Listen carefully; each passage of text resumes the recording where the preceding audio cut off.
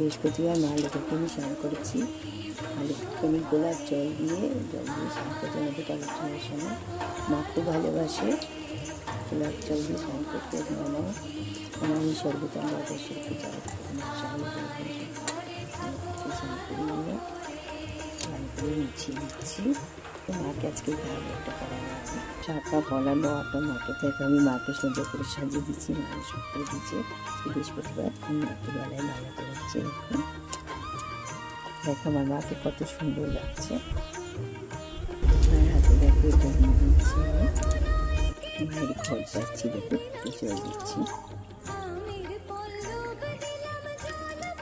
মায়ের ঘরে করে স্বস্তি দিয়েছি। আমি পেতলের আমের দিচ্ছি। 5টা দুটো দিয়েছি। এবার আমি আম দিচ্ছি। আমি চাল দিই। দেখো আমি মাকে সুন্দর করে সাজিয়ে দিয়েছি, পদ্ম দিয়েছি। মা পদ্ম খুব